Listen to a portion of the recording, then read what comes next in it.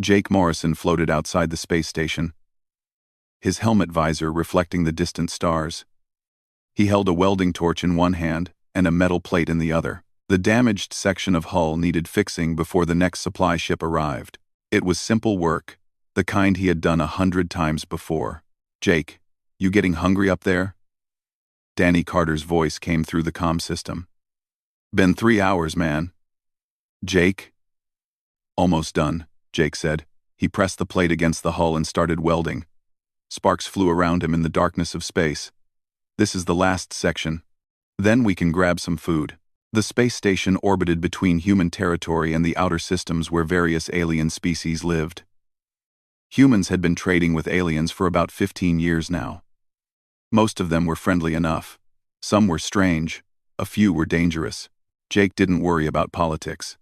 He just fixed things that broke. He finished the weld and checked his work. Clean, solid, good enough.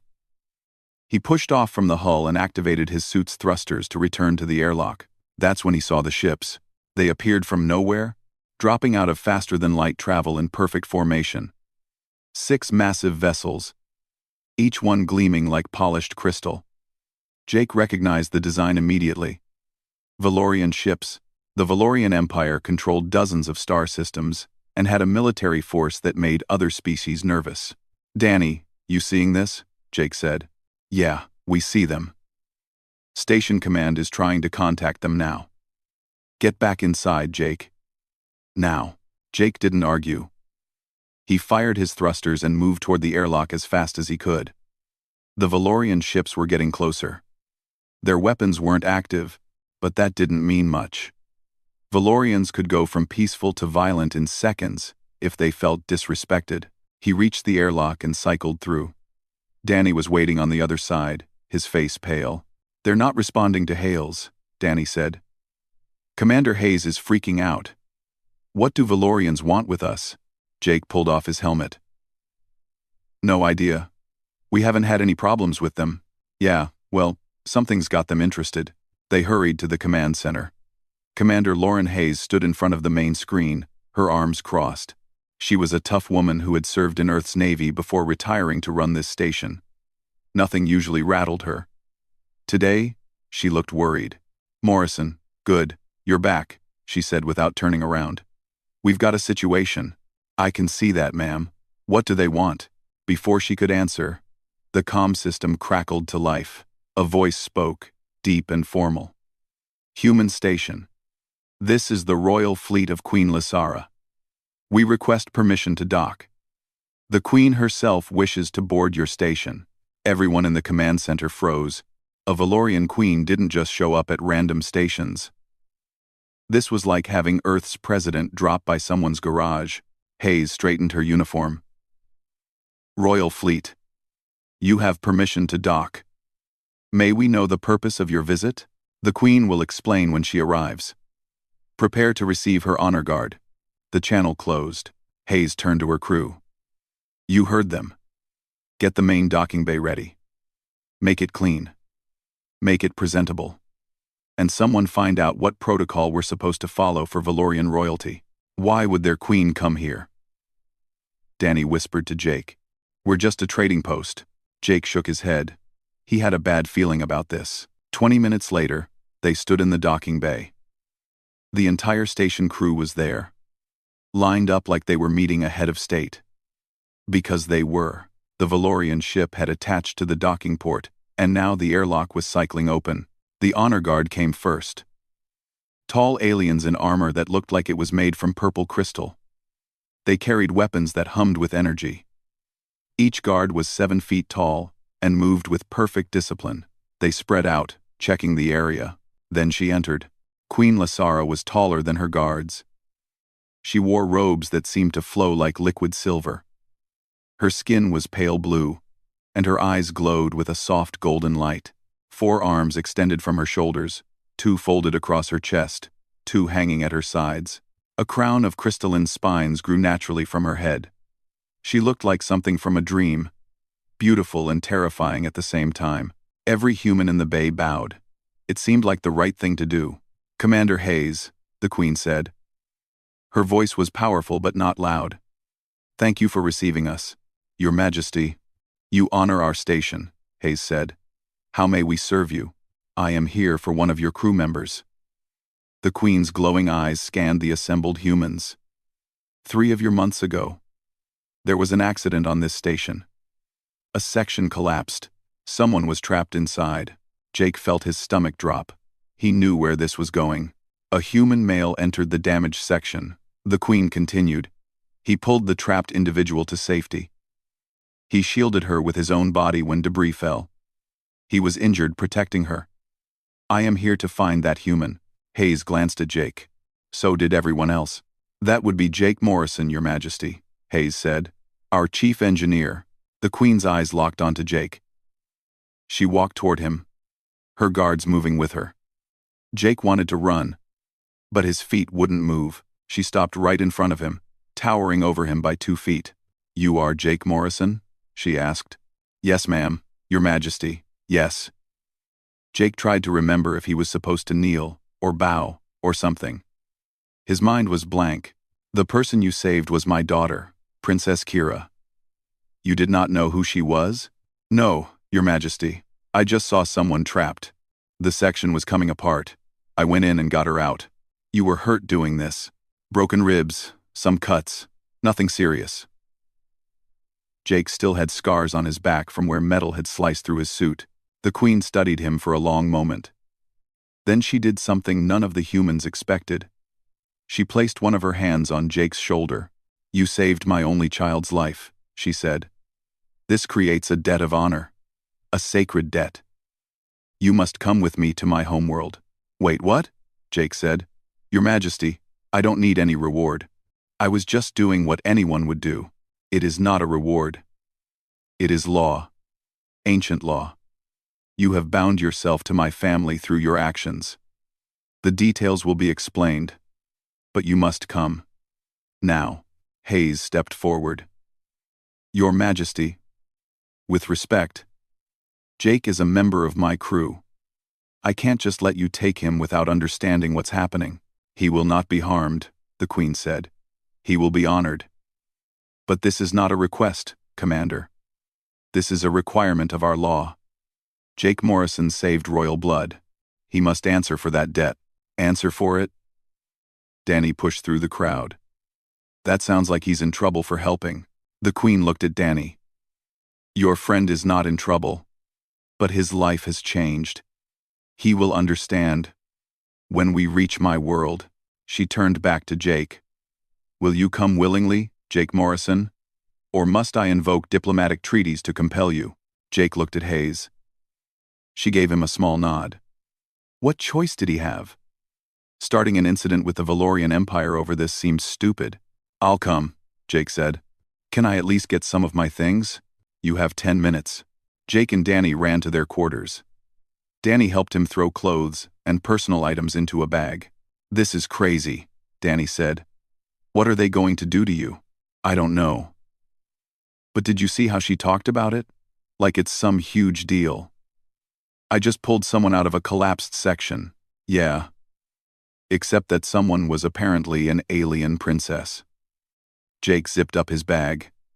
If I'm not back in a week, tell my mom I died doing something heroic. Not funny, Jake. I'm not joking. They returned to the docking bay.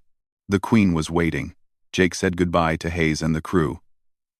Then he followed the Queen and her guards onto the Valorian ship. The ship was incredible inside. Everything was smooth crystal and soft lights. They took him to a chamber with a large window. Through it, he could see the stars moving as the ship turned. We will reach my world in 6 hours, the Queen said. She had followed him into the chamber. You should rest. I'm not really tired, Your Majesty. I'm confused, and a little scared, honestly. The Queen's expression softened slightly. That is understandable. But you should know this, Jake Morrison. You are about to receive a great honor. One that will change your life forever. Whether that change is good or bad depends on what you choose when we arrive. Choose? Choose what? You will see. She moved toward the door, then paused. My daughter speaks of you often. She says you asked if she was okay even while you were bleeding, even while the section was still collapsing around you. She says you are brave and kind. I hope she is right." The Queen left.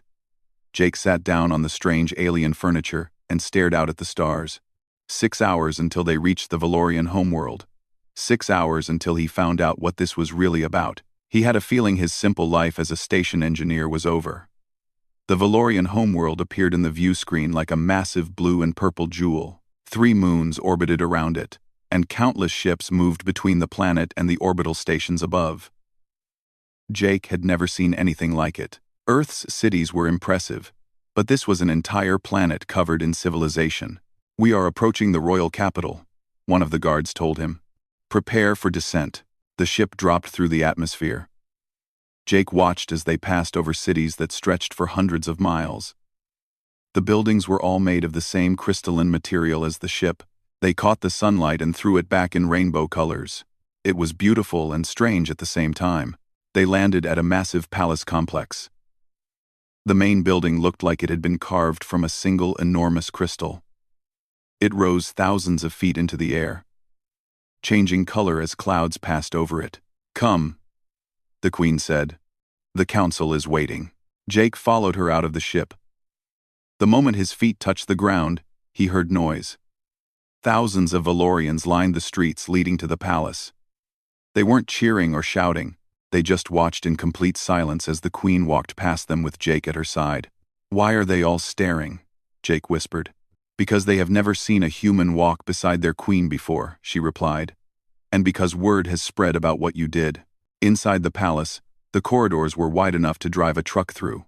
Guards stood at attention every few yards. Servants moved quickly and quietly. Everything was organized and perfect. It made Jake nervous. He was used to stations where things broke down and people argued, and nothing was ever quite clean enough. They entered a huge circular chamber. 12 elderly Valorians sat in high seats, arranged in a circle. These were clearly important people.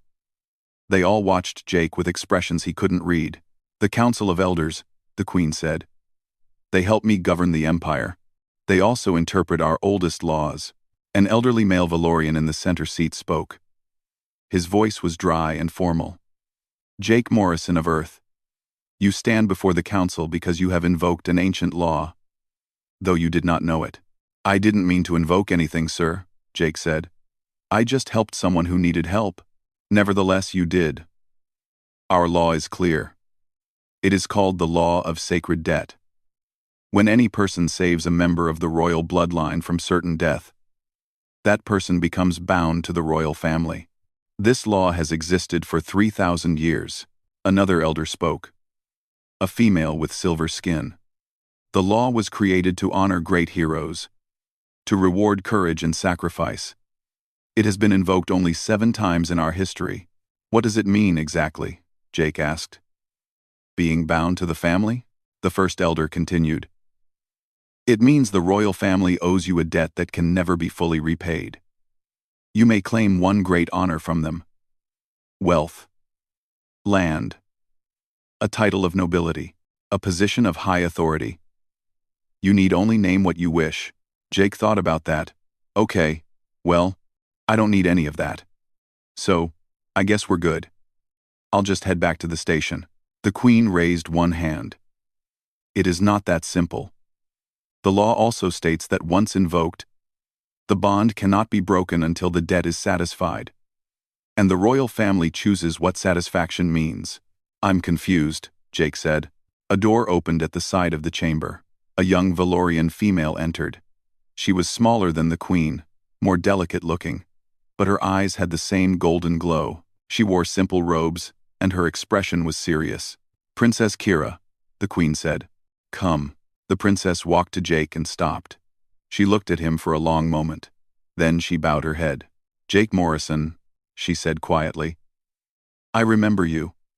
I remember your face through my helmet.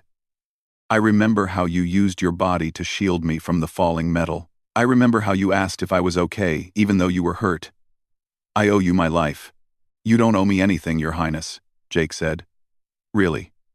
Anyone would have done the same." "But they did not," Kira said. "You did. That matters." She stepped back and joined her mother. The Queen addressed the council again. "My husband, King Varen died 2 years ago, she said. By our law, I should have chosen a new consort by now. A ruler should not stand alone. They need balance. They need counsel. They need a partner who can challenge them and support them. Your Majesty has refused every candidate from the noble houses, one of the elders said. He sounded annoyed. This has created tension. The great families expect one of their own to be elevated. The great families are more interested in power than in wisdom. The Queen replied sharply. I will not choose a consort simply to satisfy political ambition. Jake was starting to understand where this was going. He didn't like it. Your Majesty, he said carefully. You can't be suggesting what I think you're suggesting. The Queen turned to him. Jake Morrison saved my daughter. By our law, he is bound to our family. The bond can be satisfied in many ways. I could make him a noble. I could make him an advisor, or I could invoke the highest honor available. I could make him my consort, my equal partner in ruling the empire. The council chamber exploded with noise. Several elders started shouting. Others just stared in shock. Jake felt like the floor was falling out from under him. Wait, hold on, Jake said. I'm just a human. I'm a construction engineer. I fix pipes and hull plates. You can't make me a king or whatever. It would be king consort, the Queen said calmly. And yes, I can, if you agree. But I don't know anything about ruling an empire. I don't know your laws, or your customs, or your history. This is crazy. A tall Valorian male in expensive robes stood up from the visitor section. He had been sitting silently, but now his eyes burned with anger. This is more than crazy, Your Majesty, he said. This is an insult to every noble family in the empire. I am Lord Theron of House Carrix. My family has served the crown for 1,000 years. I myself have asked for your hand. Many others have as well. And you would choose this human over us? I would choose wisdom over ambition, Theron, the Queen said. And I believe this human possesses something our noble families have forgotten. Humility. Compassion. The ability to see what needs to be done and do it without thought of reward. He is not even Valorian, Theron shouted. Our people will never accept him. Perhaps not. The Queen agreed. That is why I am not simply declaring him my consort. He must prove himself worthy first. Just as any candidate would. The head elder raised his hand for silence. What do you propose, Your Majesty? One of the cloned. One of the cloned. One of the cloned did work. One of the cloned. One of the cloned did work. One of the cloned did work. One of the cloned did work could work. One of the cloned did work could work could work could work. One of the cloned did work. The traditional 3 trials, the Queen said. The test of mind, the test of heart, the test of courage. If Jake Morrison passes these trials, then he will have earned the right to be considered. If he fails, then he may return home with our thanks and a great reward, but nothing more. And if he does not wish to try at all? Another elder asked. The Queen looked at Jake. Then he may leave tonight. The bond will be considered satisfied by his initial act of heroism. He will receive a generous payment and safe passage home. He need never think of us again. Jake's head was spinning. This was too much, too fast. A few hours ago he was welding hull plates. Now he was standing in an alien palace, being asked if he wanted to be a king. I need time to think, he said. You have until tomorrow morning, the Queen said. I will have chambers prepared for you. Rest. Consider carefully. This decision will change your life. No matter what you choose. They took him to a room that was bigger than his entire quarters back on the station. The walls were crystal that glowed softly. The furniture was strange but comfortable. There was food waiting that looked edible, though he wasn't sure what most of it was. He sat on the edge of the bed and put his head in his hands. A knock came at the door. He opened it to find Princess Kira standing there alone. May I speak with you? She asked. Sure.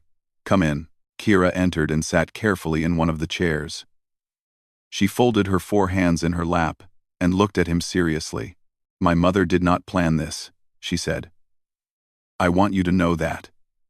When she came to find you, she only intended to thank you and offer you a reward. But when she met you, when she saw how you acted, something changed in her mind. Why me? Jake asked. She doesn't even know me. She knows enough. Our intelligence services investigated you after the accident. We know about your life. Your service in Earth's engineering corps. Your work on the station. We know you have never sought power or wealth. We know you treat everyone the same, whether they are a station commander or a maintenance worker. We know you solve problems instead of creating them. Those are just basic things. Being decent isn't special. Kira smiled slightly. Among humans, perhaps not. Among Valorians, it is more rare than you might think. Our society values strength and honor, but we have forgotten kindness. We have forgotten what it means to help someone simply because they need help. Your mother wants to change that? She wants to change many things. The Empire has become rigid. We conquer, but we do not create. We demand respect, but we do not earn it. My mother believes we need a new path, and she believes you could help show us that path. By becoming her husband? That's a lot of pressure to put on someone. The consort bond is not always romantic love, Kira explained. Sometimes it is. But it can also be a partnership of mutual respect and shared purpose. My mother is not asking you to love her. She is asking if you would stand beside her and help her change an empire. Jake laughed, but there was no humor in it. That's even crazier. I'm nobody. I don't have the skills for that. You have exactly the skills needed, Kira said. She stood to leave. Think on it. Jake Morrison. Not about power or glory. Think about whether you want to help build something better. That is what my mother is really asking. After she left, Jake lay on the bed and stared at the glowing ceiling. He thought about the station. About his simple life. About going home and forgetting this ever happened. Then he thought about the Queen's eyes. About the hope he had seen there when she talked about change.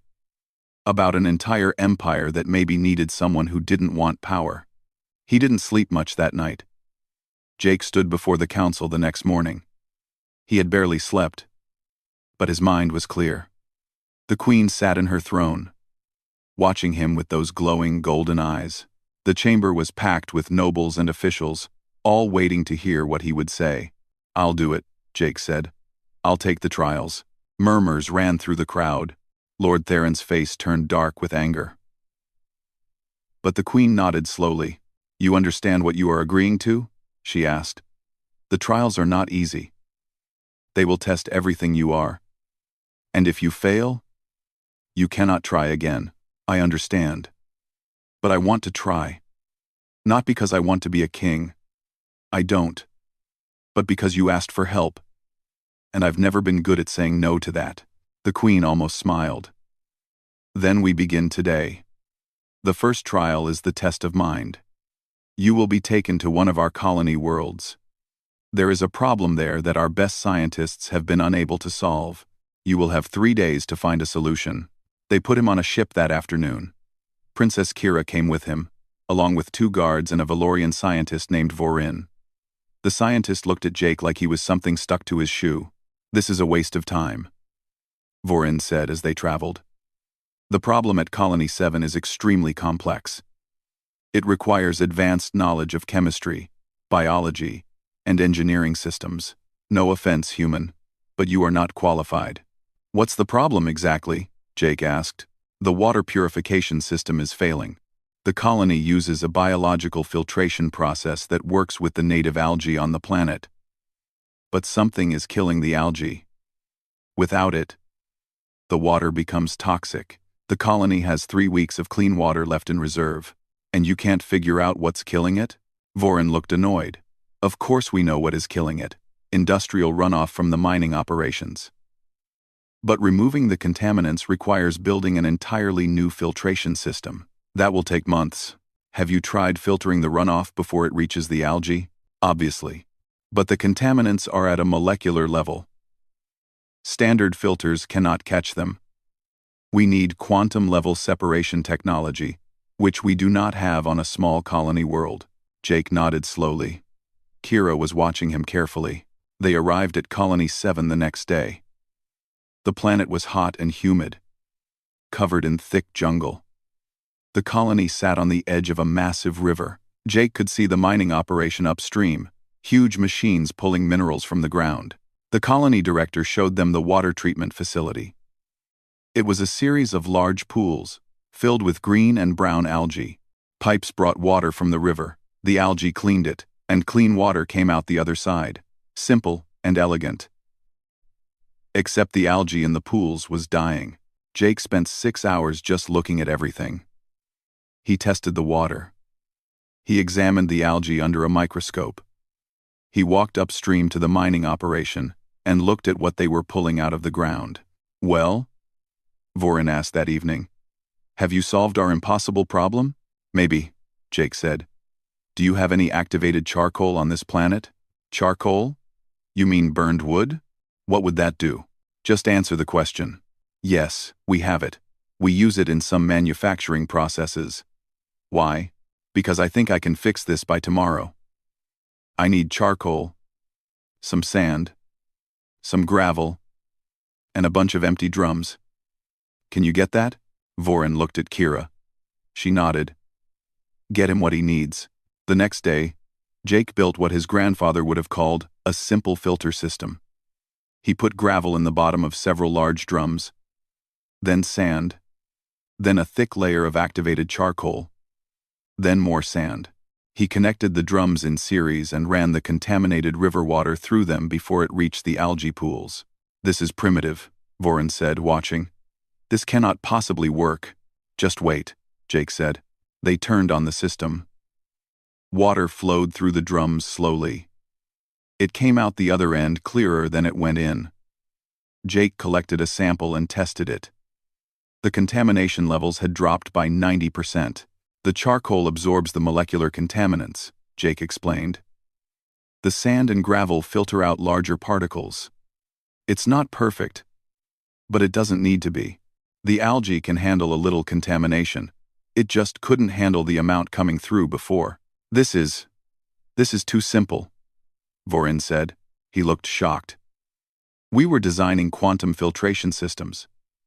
We were planning to request technology from the Imperial Science Directorate. And you solved it with burned wood and sand?" "Sometimes the simple answer is the right answer," Jake said. "You were thinking too big.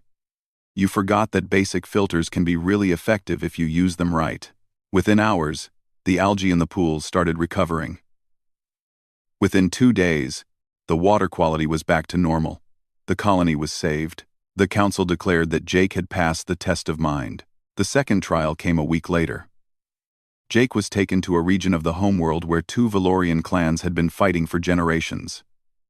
The clan of Red Stone and the clan of Silver Valley. They both claimed the same piece of land on a mountain ridge. "They have been to court 43 times, the elder who briefed Jake said. "Each time, the law is unclear. Both clans have legitimate claims. Both refuse to compromise. We need you to find a solution that both will accept." "What's the land used for?" Jake asked. "Nothing. That is the strange part. Neither clan uses it. They simply fight over who owns it." Jake met with both clan leaders separately. The Redstone leader was an old male named Corvan. He was bitter and angry. "That land belonged to my grandfather," Corvan said. "He died defending it from invaders. His blood soaked into that soil. The Silver Valley clan has no right to it." The Silver Valley leader was a female named Saris. She was just as angry. "My great-grandmother was born on that land," she said. "Our family shrine stood there for 200 years before the Redstone clan destroyed it in a raid. They are thieves and liars." Jake spent 3 days talking to members of both clans. Princess Kira helped him, translating not just words but meanings and cultural context. "They are both right," she told him. "Both clans have history with that land. Both have suffered losses connected to it. The law cannot choose between equal claims." "But they're not fighting over the land," Jake said. "They're fighting over the pain, the loss. They're fighting because they need someone to blame for what happened to their families." "Yes, But how does understanding that solve the problem? Jake thought about it for a long time. Then he asked both clans to meet him on the disputed land. They came, angry and suspicious. Jake stood between them on the empty mountain ridge. "I've read the legal claims," he said. "I've studied the history. And I can't tell you who is right. Because you both are. You both have legitimate claims. You both have suffered. You both have lost people you loved." "Then how do you decide?" Corvin demanded. "I don't. Instead, I'm going to ask you both a question. What do you actually want? Not what you think you should want. What would actually make your hearts feel better?" Neither clan leader answered right away. "I want my grandfather honored," Corvan finally said quietly. "I want people to remember what he did." "I want my great-grandmother's shrine rebuilt," Saris said. "I want her memory preserved." "Then build both," Jake said. "Right here. On this land. Create a memorial garden. Honor both families. Let this place be about remembering the good people you lost instead of fighting over who owns the dirt they died on." "That is not how our law works," Sarah said. "Someone must own the land. So, own it together. Make it belong to both clans. Make it a place of peace instead of war. Your ancestors didn't die so you could spend generations hating each other. They died hoping their families would have better lives. Give them that. Honor them by ending this." There was a long silence. Then Corvin stepped forward and extended his hand to Saris. She looked at it for a moment. Then she took it. "We will build the garden," she said. The council declared that Jake had passed the test of heart. That evening, Jake sat with Danny in his chambers. His friend had arrived from the station 2 days before. It was good to see a familiar face. "So you're actually doing this," Danny said. "You're actually going to become an alien king. I haven't passed the 3rd trial yet. But you're going to. You're good at this, man. Better than you think. I'm just doing what makes sense. I don't understand why they think it's so special. Because you don't overthink things. You see what needs to be done and you do it. Most people, especially people in power, they make everything complicated. They worry about politics and procedures and all that garbage. You just fix the problem." Later that night, the Queen came to see him. She dismissed the guards and closed the door. "You have done well," she said. "Better than I hoped." The council is impressed. Even Lord Theron cannot deny that you have passed the trials with honor. "There's still one more," Jake said. "Yes, the test of courage. It will be announced tomorrow." She paused. "But I wanted to speak with you first, to tell you why I am really doing this. I thought you wanted someone to help change the Empire. I do. But it is more than that. Jake Morrison. My empire is dying. Not today. Not tomorrow. But slowly. We have become a people who value strength over wisdom. We conquer, but we do not build. We demand loyalty, but we do not earn it.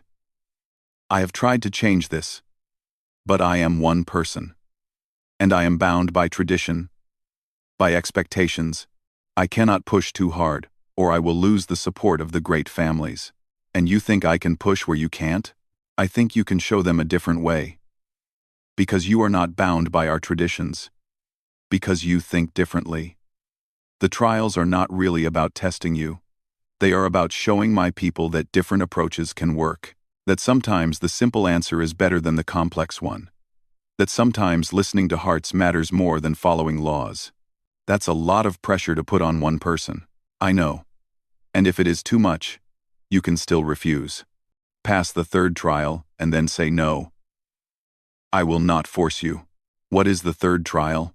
You will find out tomorrow." She moved toward the door. "Sleep well, Jake Morrison. Tomorrow will be difficult." But Jake did not sleep well. Because that night, Lord Theron made his move. The alarm woke Jake from restless sleep. Red lights flashed in his chambers, and a loud siren echoed through the palace. He jumped out of bed and ran to the door. 2 guards stood outside, their weapons drawn. "What's happening?" Jake shouted over the noise. "The palace is under attack," one guard said. "Come with us. We must protect you." They ran through the corridors.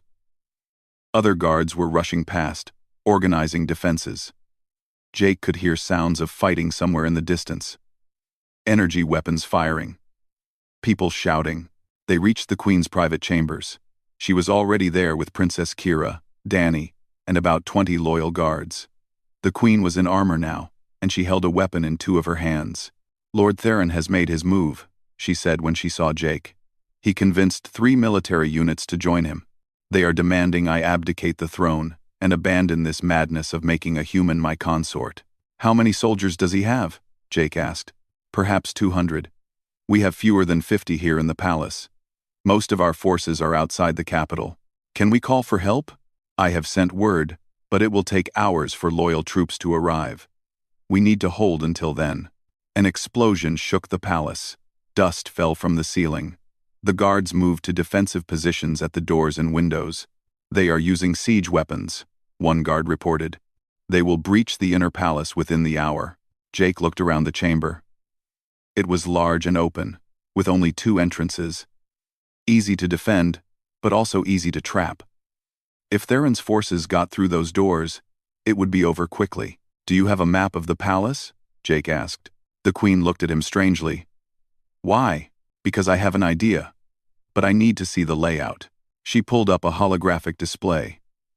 The palace was massive and complex.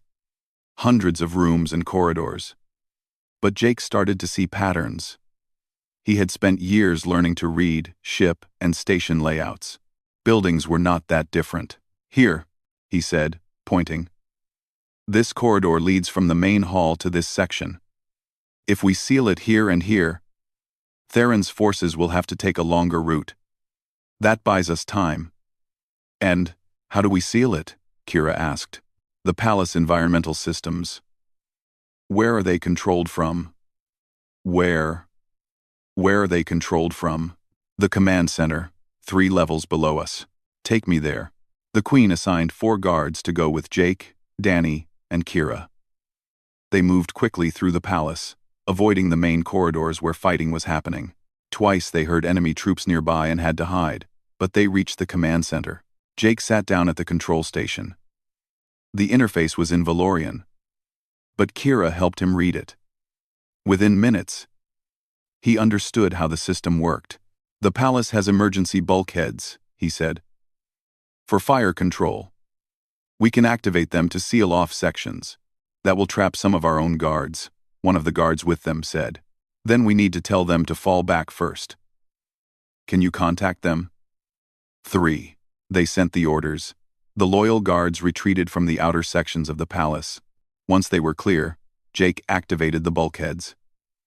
Heavy metal doors slammed down across a dozen corridors. Theron's forces would have to go around or cut through, both of which took time, but it wasn't enough. The enemy was still advancing. Jake studied the palace layout more carefully. He saw something interesting.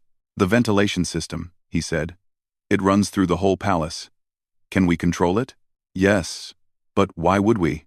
"Because people need to breathe. If we shut down air to the sections Theron's troops are in, they'll have to retreat or suffocate. That will kill them," Kira said quietly. Jake shook his head. "Not if we give them time to leave. We announce what we're doing. We give them 5 minutes to evacuate the affected areas. Anyone who stays does it by choice. And they can break through the bulkheads to get to areas with air. It won't kill anyone, but it will slow them down a lot." The Queen's voice came through the comm system. "Do it." They made the announcement. Jake watched the sensors that showed how many life signs were in each section. Most of Theron's troops retreated when they heard the ventilation would shut down. A few tried to rush forward to breach the bulkheads faster, but the loyal guards held them off.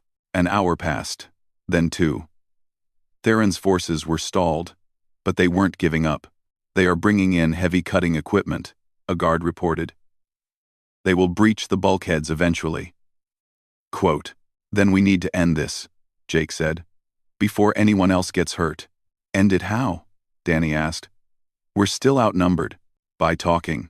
"Are you crazy? They're trying to kill us." "No, they're not. Look at the casualty reports. Theron's forces are using stun weapons, not lethal ones. They don't want to kill anyone. They just want to stop the queen from making me king. Kira looked at the reports. He is right. There have been no deaths. Only injuries. Because Theron knows that if he kills loyal guards, he will start a civil war, the queen said, joining them in the command center. He is trying to force my hand without causing permanent damage. Then let me talk to him, Jake said. Let me explain that I understand why he's scared. Maybe we can work this out without more fighting. He will not listen to you. You are the cause of his fear. Maybe, but I have to try. Before anyone could stop him, Jake walked toward the main entrance of the palace. Guards shouted at him to come back. Danny ran after him. But Jake kept walking. He reached the inner courtyard. Theron's forces had taken control of it. 200 soldiers in armor stood in formation. Lord Theron himself was at the front, his face twisted with anger. I want to talk, Jake shouted across the courtyard. There is nothing to discuss. Human, Theron replied. You have poisoned our queen's mind. You have disrespected our traditions. Leave our world or be removed. Jake walked forward slowly, his hands raised to show he was unarmed. The soldiers pointed their weapons at him, but Theron raised a hand to stop them from firing. You're right, Jake said.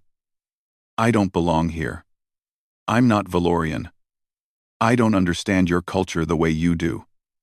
I'm just a guy who fixes broken things. Then why do you not leave? Because your queen asked me to help, and I'm trying to understand why that scares you so much. It does not scare me, Theron said, but his voice was uncertain. I think it does. I think all of this scares you. The Empire is changing. Everything is changing. And change is always scary, even when it might be good. I get that. I really do. Jake was standing in the middle of the courtyard now, completely exposed. Theron's soldiers surrounded him. But he kept talking. Where I come from, Earth, we were like you once. Lots of different groups. Everyone thought their way was the only right way. Everyone was scared of everyone else. We fought wars. Terrible wars. And you know what finally changed things?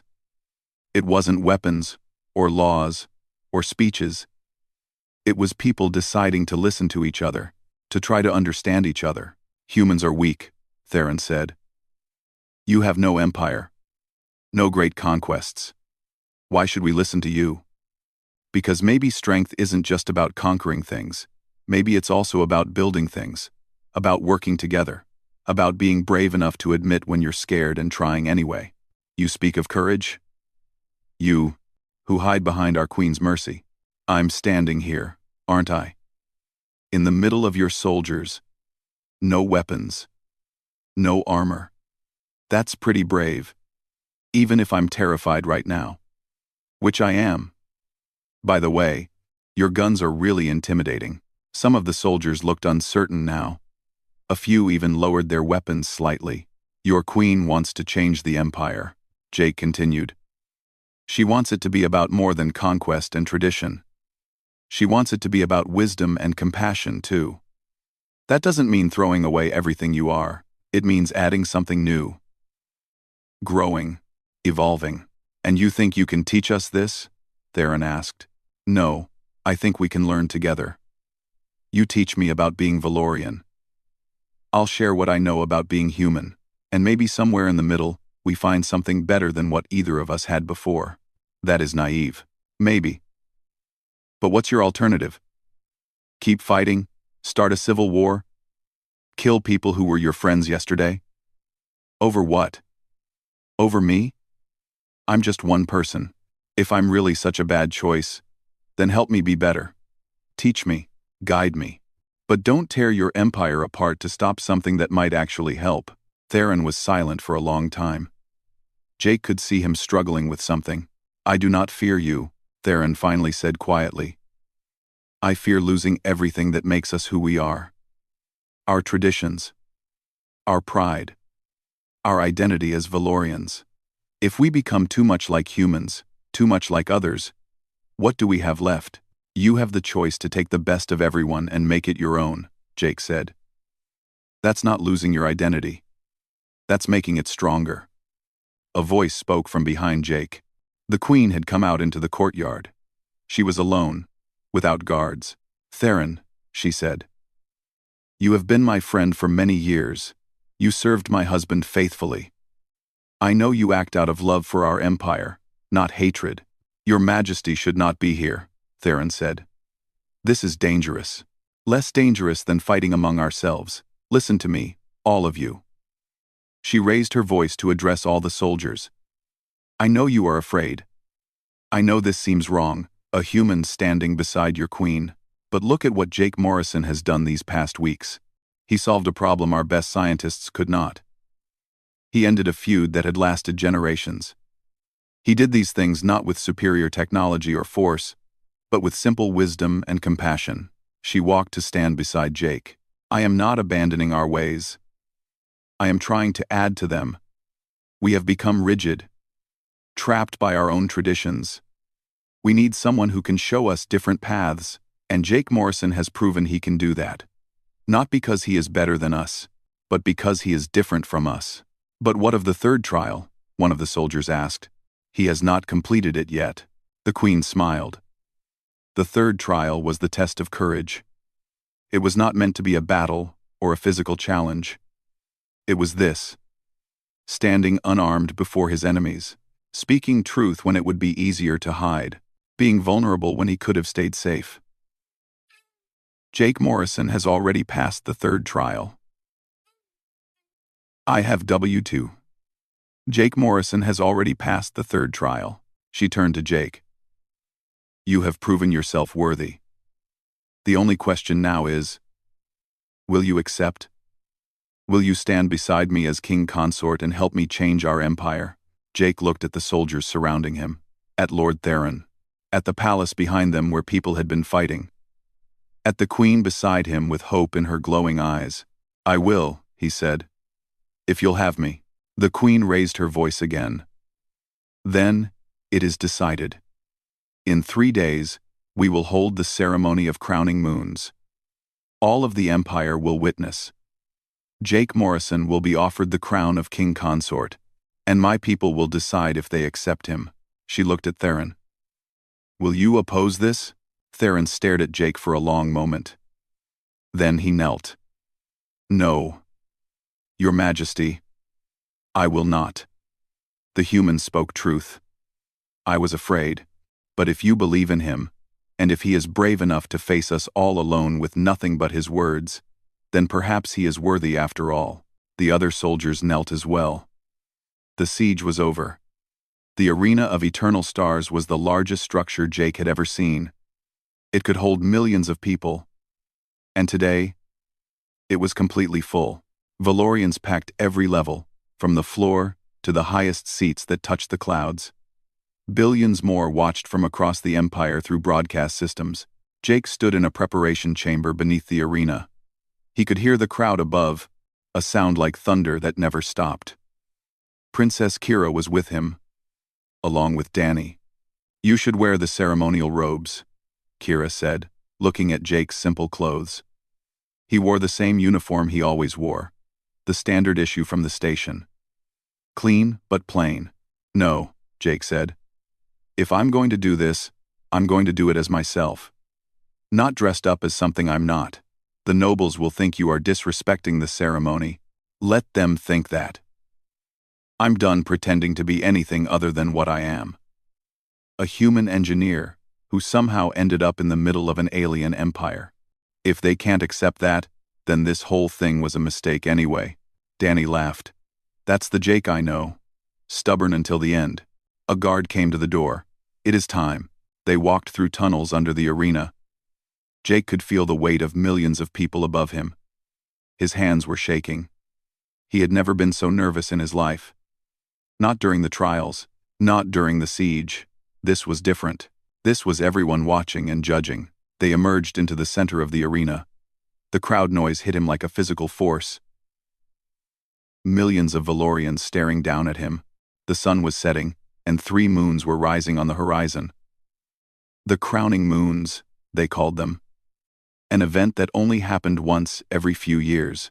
The queen stood on a raised platform at the center. She wore robes that seemed to be made of liquid starlight. Her crown glowed in the fading sun. She was every inch a ruler of a vast empire.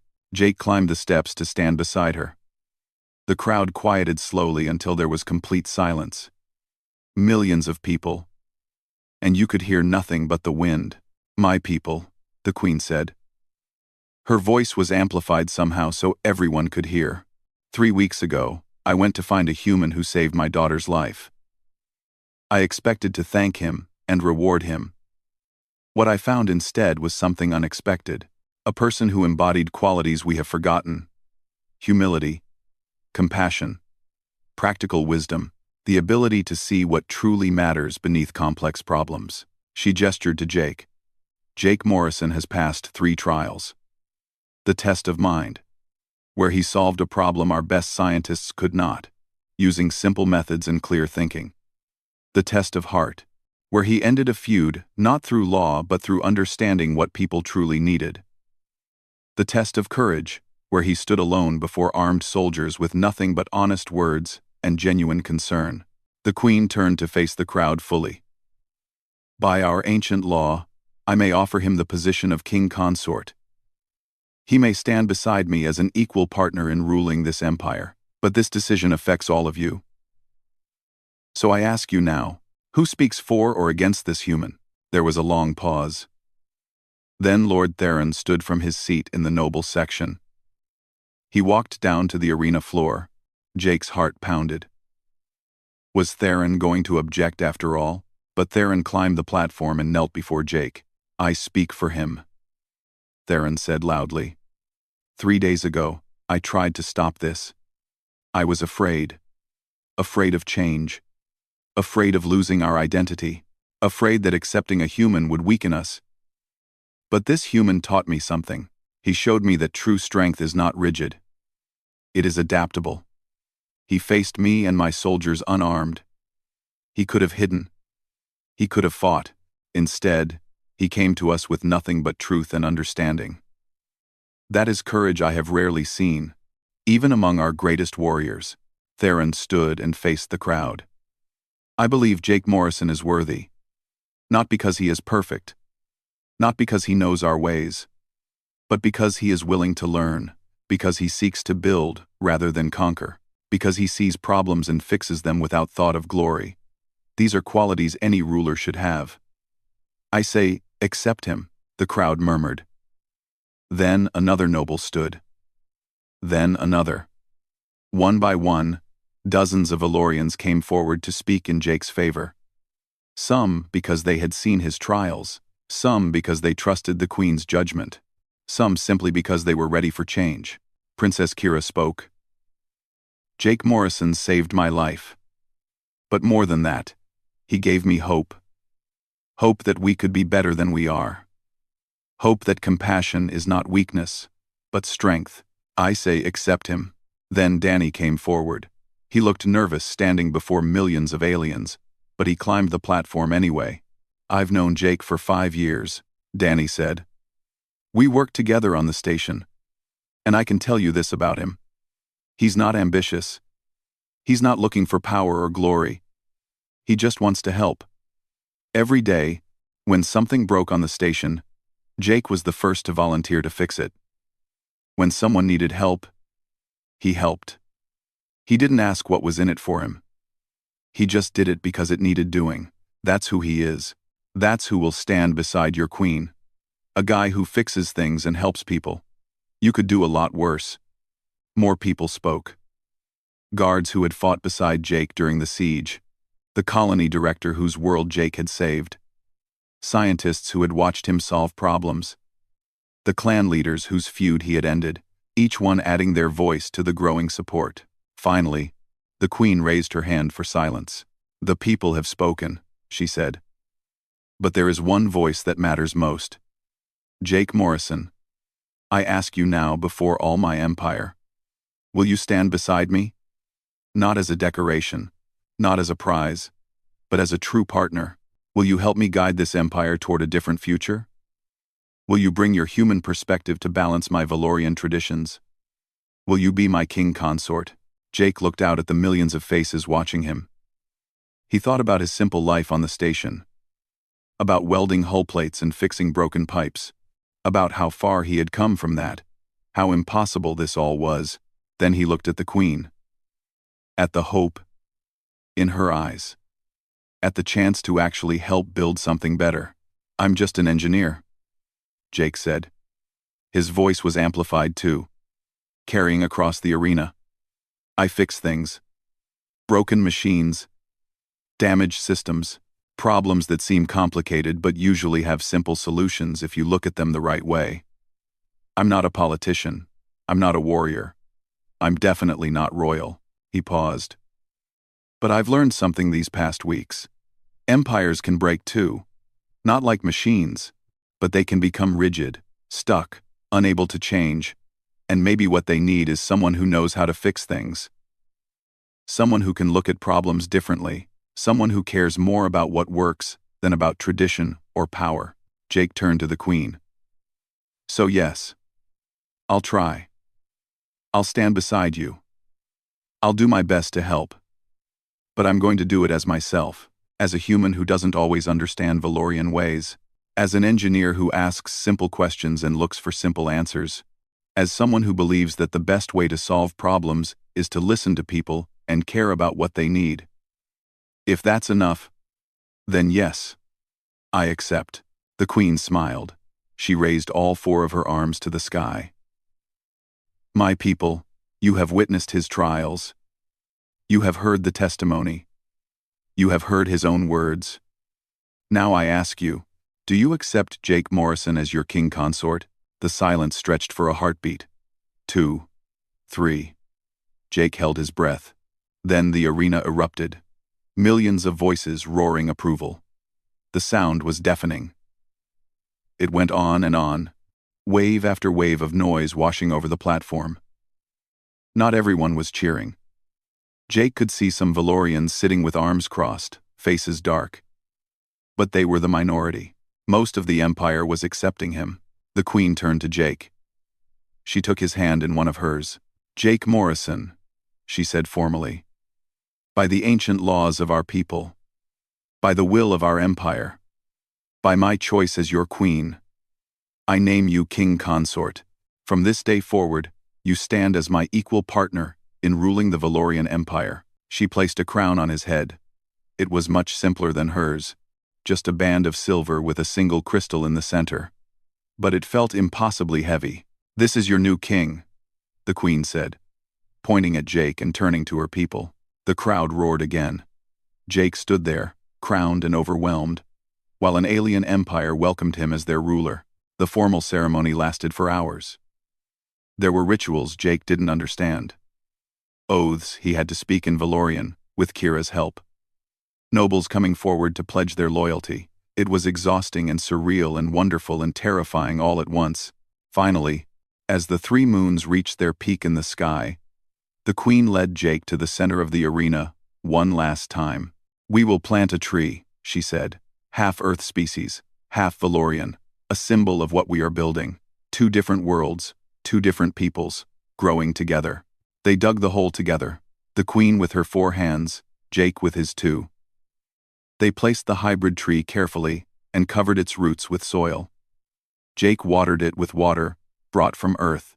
The Queen added nutrients from Valorian soil. "May it grow strong," the Queen said. "May it grow together," Jake replied. The ceremony ended. The crowd slowly dispersed. Jake, the Queen, Danny, Kira, and a few others returned to the palace.